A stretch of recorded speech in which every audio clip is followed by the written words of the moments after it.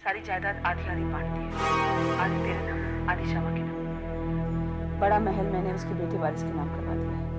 मुझे अभी तक मकान नहीं मिला, मकान मिलने में देर लगेगी। वारिस कितना रोया, कितना चीखा था। देखा, ये याद करके इतना रो रही है, तो आप अंदाजा लगाइए हॉस्पिटल में कितना रोई होगी। मैं तेरे पास आई हूँ, उसके पास नहीं। फिर वो हमें क्यों घुमाने और खाना खिलाने ले जा रहा है? पिताजी ऐसा कह सकते हैं, he is quite capable of doing this.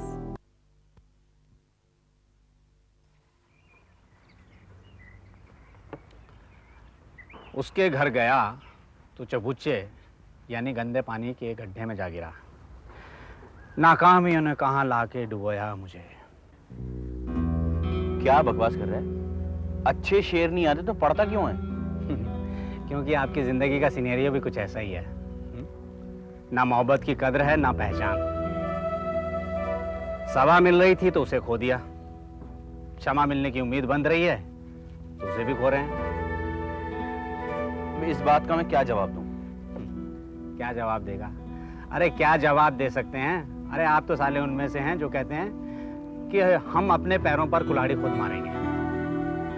जब तुझे दिख रहा था कि वो झल्ला कर चली गई, तुझे ये नहीं दिखा कि वो क्यों गई? इसे कहते हैं आबैल मुझे मार। आबैल मुझे मार? और क्या क्या कहा था आपने? यही कहा था कि अगली बार अपनी जगह अपनी अम्मी को भेज दीजिए। वो लड़की उस आदमी से कैसे मोहब्बत करेगी जो उसकी बजाय उसकी अम्मा से करता हो? क्या? अरे वो आपके साथ अस्पताल जाना चाह रही थी, आपने कह दिया तुम पढ़ लो, मैं तुम्हारी अम्मा के साथ हॉस्पिटल चला जाऊंगा। और उस पर तुर्रा ये कि चाय के लिए मना कर दिया। उसने भी मार दी लात, जा मेरी माँ के साथ, मत पी मेरी चाय, मैं चली। क्या वो इसलिए चली गई? ऊपर क्या देख रहा है? देख रहा हूं इस दुनिया में तुम्हारे जैसा कोई और भी है कि नहीं। वो तो मैंने उसके फायदे के लिए कहा था।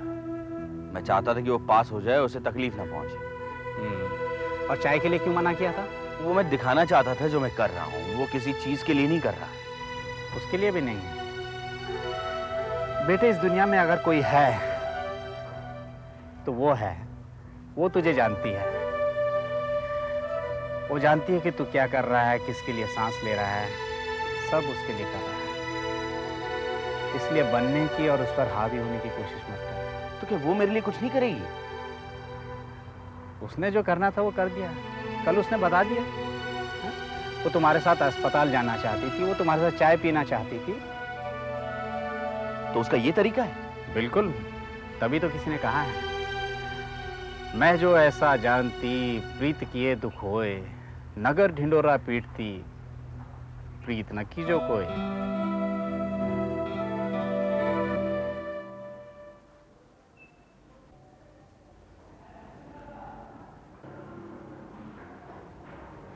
ऑलराइट, बिल्कुल ठीक है, हम लोग इस पर दस्तखत कर देंगे। Thank you very much. आपने बड़ा महल वारिस मियां के नाम करवा दिया। बड़ा महल वारिस मियां के नाम? शमशाद साहब चाहते थे कि तुम्हें कुछ ज्यादा मिले। फॉर्चुनेटली एंड सरप्राइजिंगली शाहिदा भी मान गई, क्योंकि वो शिराज अली के असर में नहीं थी। शाहिदा बेगम अभी नहीं आई, आपके साथ भी आने वाली थी। वो आती ही होंगी। रात उनका फोन आया था, उन्होंने कहा वो खुद आएंगी। डॉक्टर हमीद उनके साथ आएंगे। ओह, क्यों? उनका घर से निकलना आसान नहीं है, इसलिए वो अस्पताल का बहाना करके डॉक्टर हमीद के यहाँ जाएंगी, वहाँ से डॉक्टर हमीद को लेकर यहाँ आ जाएंगी। चलो खैरातन, सब लोग राह देखते होंगे। जी आप अस्पताल के कागज ले लीजिए, मैं अभी आई। वो तो है मेरे पास, चलो। जी चलिए चलिए। हैरान होंगे ना इन सबको देखकर कि मैंने क्यों लाया। लाना बड़ा शाहिदा, इसे तूने अपना बेटा और वारिस बनाया है, तो वो तेरी बहू हुई जिसे अपने हाथों से तू ब्याह करके लाई थी। और ये तेरी भावज जिसने मेरी नहीं तेरी हिमायत की, और तू इन सब का हक पार के उस मुंशी के बेटे को देना चाहती है। और जरीना के कहने पर, जिसके कर्नल मियां ने हमारे खिलाफ गवाही दी थी। तो अब मेरी भी सुन ले बहना, मेरे पास 2 तलाकनामे हैं। अगर इन्हें मैं पेश कर दूं तो तुम तलाकशुदा और तुम्हारा कोई हक भी नहीं। और जायदाद की आमदनी से जो वसूली की है तुम्हारे कहने से और मैंने खर्च की है वो तुम्हें लौटानी होगी। और महल का कीमती सामान जो मैंने बेचा है उसका नुकसान भी पूरा करना होगा। और कोर्ट में झूठे हरफनामे पेश किए हैं उसकी सजा भी तुम्हें भुगतनी होगी। अब तुम चाहो कि समझौता करना है तो कचहरी चली जाओ। हमसे क्या खता हुई है फूफी जान, हमें बताइए तो सही। आप जैसा कहेंगी, जो कहेंगी हम वही करेंगे। ये सख्त बोल जाते हैं, तुम पर पाबंदी लगाते हैं, लेकिन अब ऐसा नहीं करेंगे। मैं यकीन दिलाती हूँ। तुम यकीन नहीं दिलाओगी, यकीन दिलाएगी ये और यकीन दिलाऊंगा मैं। इस समझौते का ख्याल भी इनके जहन में नहीं आएगा और मैं भी ऐसा कुछ नहीं करूंगा जिससे इन्हें ये घर कैद खाना लगे। आए जाए आजाद रहे, जिससे मिलना उससे मिले, कुछ भी करे, लेकिन मैं कुछ नहीं कहूंगा। लेकिन मेरे बहनोई की दौलत इस घर के लोगों से बाहर नहीं जाएगी। मेरी बहन को जाएगी और उसके बाद मेरे बेटे और बहू को। वरना मेरे पास ये तलाकनामे है, तू है और अदालत है।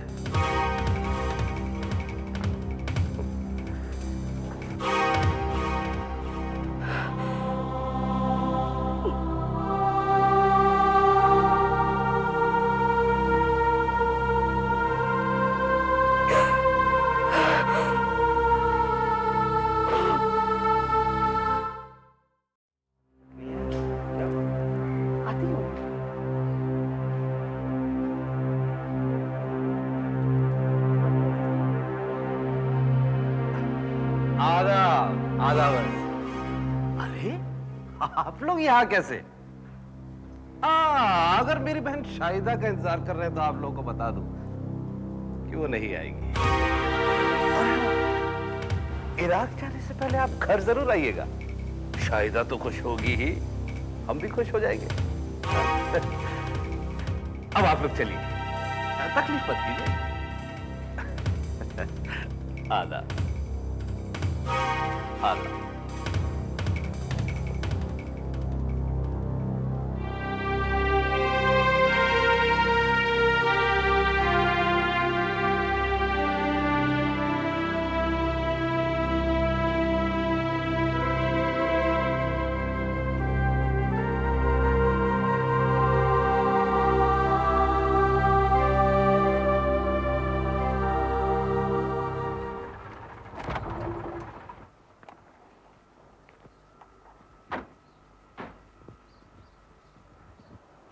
कितना हुआ?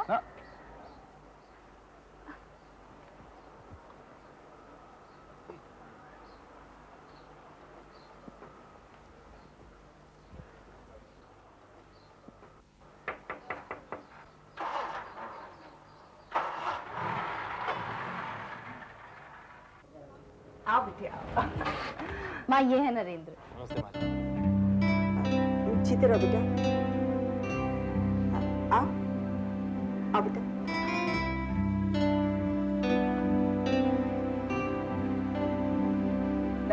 आप बैठिए। अच्छा माँ मैं चलती हूँ, ट्रेनिंग के लिए जा रही हूँ, शाम को लौटूंगी। लंच पर तो आओगी ना? ना मैं नहीं आऊंगी, इसे खाना खिला देना, मैं फोन कर दूंगी। बाय। आओ बैठो बेटा। नहीं पहले आओ।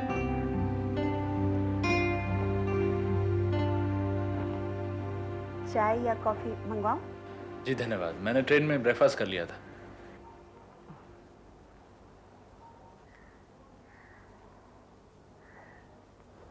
तुम भी अमिता की तरह ट्रेनिंग कर रहे हो? जी हाँ। तुम्हारी नौकरी भी अमिता की तरह है? जी नहीं, वो एलाइड सर्विसेज में है। नहीं, मेरा मतलब था कि तुम दोनों का ग्रेड सेम है। जी नहीं, बैंकिंग सर्विसेज में ग्रेड अलग होते हैं। मतलब कि फर्क होता है। जी हाँ, मेरा कम है।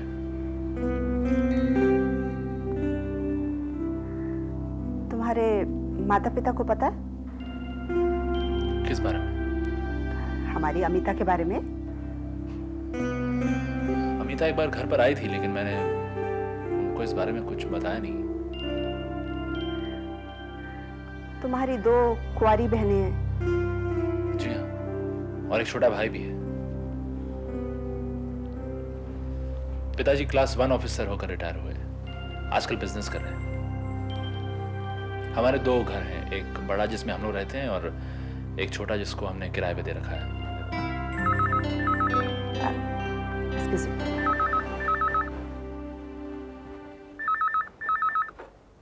हेलो। नमस्ते माता जी, मैं ब्रिजेश बोल रहा हूँ। ऐसा है कि हम सब ट्रेनिंग पे जाने के लिए तैयार हैं। अमिता घर से निकलेगी नहीं? वो तो बहुत देर की घर से निकल चुकी है, बस पहुंचती होगी। ओके माता जी। कौन पूछ रहा था? वो ब्रिजेश तो नहीं? नहीं, कोई लड़की थी, शायद उसकी पीए हो सकती है। माँ जी, आप अंदर जाकर आराम कीजिए, मैं कुछ किताब पढ़ लूंगा। अगर मुझे किसी चीज की जरूरत पड़ी तो मैं आपको बता दूंगा। ठीक है।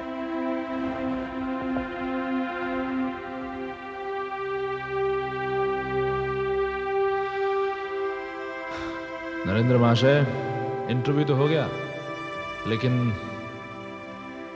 अप्रूवल नहीं हुआ। मोहब्बत करने वाले कबूल कर लेते हैं, लेकिन जिंदगी बहुत मुश्किल से कबूल करती है।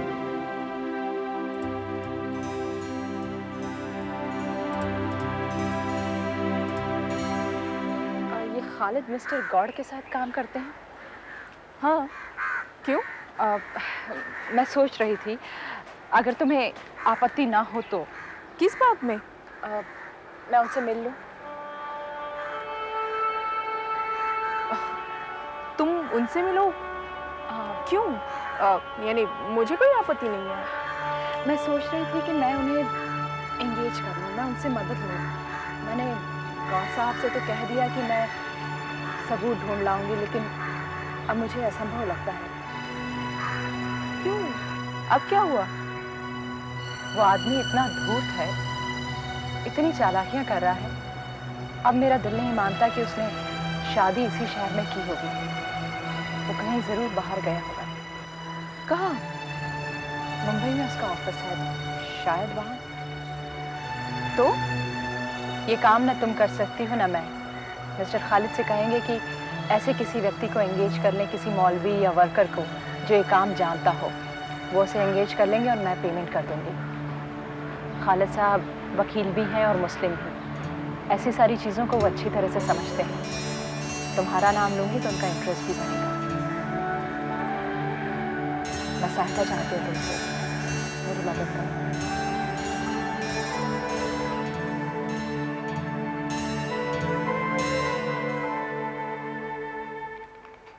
मैं कम इन सर? हाँ आओ। सर आपने मुझे बुलाया? बैठो बैठो बैठो। जी। देखो मैं बाहर जा रहा हूँ, तुम ही बताओ, तुम परसों शाम को क्या कर रहे हो? जी कुछ नहीं। तो फिर घर आ जाओ, रात का खाना साथ में खाएंगे हम। जी, कोई खास तकलीफ? नहीं, तकलीफ कुछ भी नहीं। अपने जो मित्तल साहब हैं, उनकी अहलिया अपनी बेटी के पास मुंबई गई हुई हैं।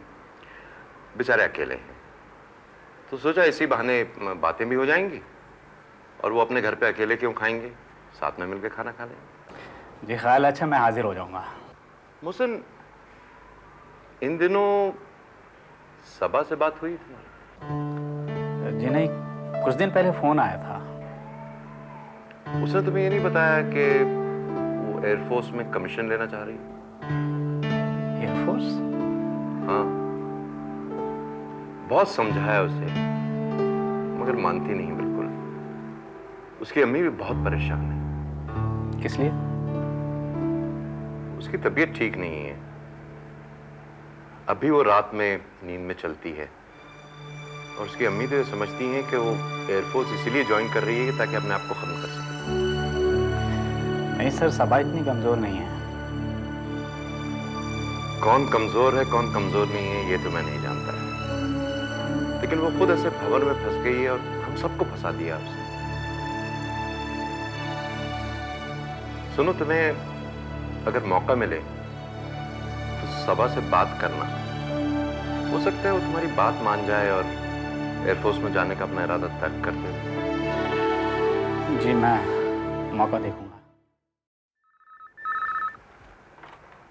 हेलो, हाँ मोहसिन मेरे पास है। तुम्हारे अब्बू का फोन है, मैं चलता हूँ। खुदा। हेलो, आदाब अबूजान। हाँ, हुक्म कीजिए। अबूजान, मेरे लिए दोनों रिश्ते एक जैसे हैं। आप और अम्मीजान जो रिश्ता तय करेंगे मैं शादी कर लूंगा। जी नहीं अबूजान, मेरे साथ ऐसा नहीं है। जैसा बदनसीबी से खालिद और सबा के साथ हुआ है, मेरे साथ वैसा नहीं होगा। आप जो मुनासिब समझे जी पैगाम दे दीजिएगा। जी खुदा हाफिज़।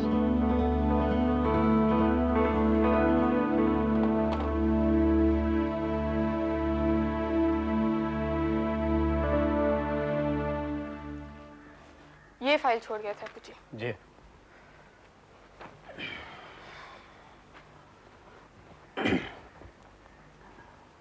सुना है आप एयरफोर्स ज्वाइन करने का इरादा कर रही हैं?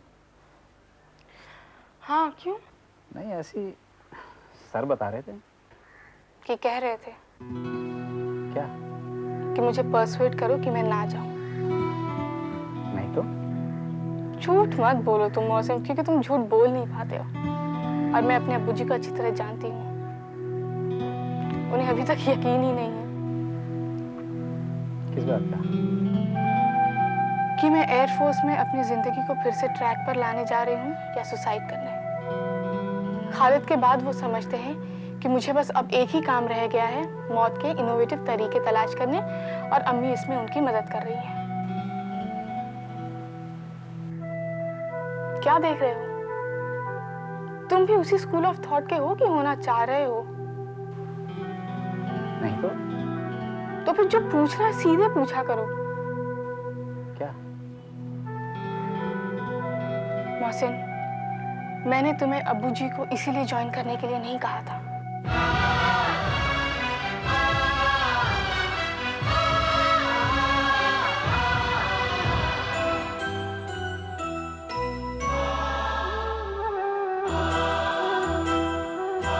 मैंने जब बंद ज़बां खोली, जो लोग